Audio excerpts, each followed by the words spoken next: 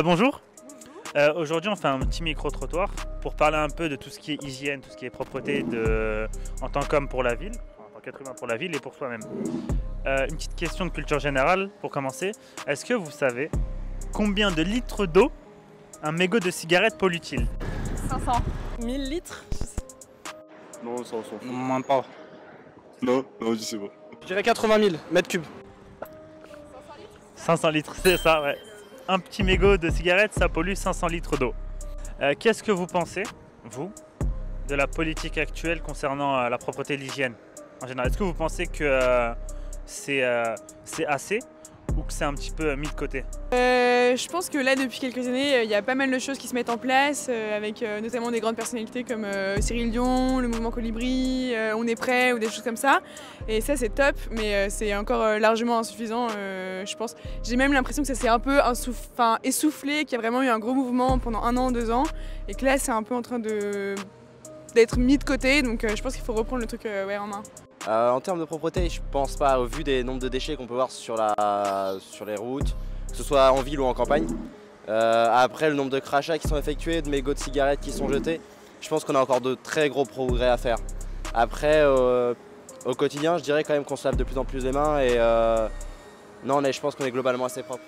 Alors ça pourrait être mieux, mais je me rappelle que fin des années 90, début 2000, je trouve que les gens se sont quand même améliorés. Je trouve qu'il y a quand même moins de mégots par exemple dans la rue, même s'il y en a encore un petit peu, mais je me souviens qu'à l'époque, il y en avait vraiment partout dans les caniveaux. Donc par rapport à d'autres villes européennes, il y a encore beaucoup d'efforts à faire, mais sinon je trouve que les gens prennent de plus en plus conscience et sont un peu plus propres.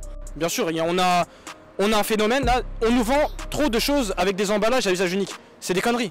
C'est des conneries. Tu vas à Monoprix, surtout à Paris, tu vas à Monoprix, on te vend des salades de fruits dans des emballages à usage unique. Les gens ils les mangent dans le Monoprix, ils les jettent directement après. C'est du gaspillage tout ça, c'est du gaspillage. Et après on nous parle d'écologie. Surtout que si tu regardes les emballages donc de ces boîtes, je pense à des salades de fruits, tu regardes les emballages, ils se recyclent pas. C'est des plastiques qui ne se recyclent pas. Donc après on nous parle d'écologie, Monoprix ils mettent des sacs en papier, c'est des conneries tout ça, c'est des conneries. Quand on veut vraiment faire les choses, on peut les faire. Est-ce que vous avez un petit mot, un petit conseil, un mot en matière d'hygiène pour les personnes? Peut-être quelque chose qu'ils oublient de faire ou juste un conseil que vous avez que vous pouvez leur donner?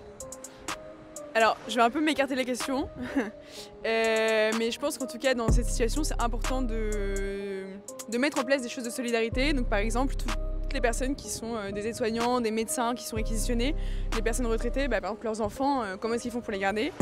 Je viens de m'inscrire hier d'ailleurs sur un site pour proposer mon aide pour garder des enfants et faire du babysitting. Donc voilà, c'est des petits gestes, mais j'en ai les moyens, j'ai pas cours en ce moment, donc je pense que c'est important de faire comme ça des actes de solidarité. On va mettre le CV d'Agathe dans la description. Non, je sais pas, je pense qu'il faut peut-être songer à penser aux autres et pas que à soi et pas se dire je vais aller faire la teuf ce soir et je m'en fous parce que j'ai 20 ans et je risque rien. Peut-être plutôt penser aux personnes qui sont à risque et qui eux, s'ils l'ont, ils ont plus de risques quoi. Voilà. Déjà quand on a un déchet, je pense qu'il serait bien de le jeter à la poubelle. Enfin, il y en a vraiment beaucoup dans Paris, surtout dans Paris. Et même s'il n'y en a pas, on peut le garder dans la poche ou des choses comme ça et on le jette plus tard. Peut-être avoir un petit sac plastique dans son sac pour jeter, je sais pas, ses pelures de fruits, c'est des tritus de tous les jours parce que encore on a beaucoup de poubelles, je trouve à Paris, on a beaucoup de chance par rapport à d'autres villes ou d'autres pays. On va prendre ta douche et après tu seras tranquillement. Vas-y, il fallait qu'ils prennent leur douche, moi. C'est tout.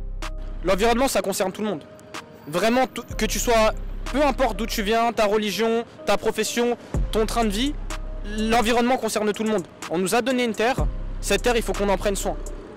Pour nous déjà, pour ceux qui vont venir derrière, et pour ceux qui viendront encore ceux derrière. C'est très important. Il faut que chacun soit responsable. Par exemple, tu vois, moi je viens de jeter un mégot, tu vois. Ce que j'ai fait là, c'est égoïste. J'ai pollué, j'ai sali, j'ai dégradé, tu vois. Vraiment, il faut qu'on soit tous conscients, qu'on fasse tous même un petit pas de progrès, mais un petit pas de progrès fois le nombre qu'on est en France, dans le monde, ça va faire que du bien. Ça va faire que du bien. Je suis d'accord avec toi. C'est bien. Merci à toi, Kevin. Perfect.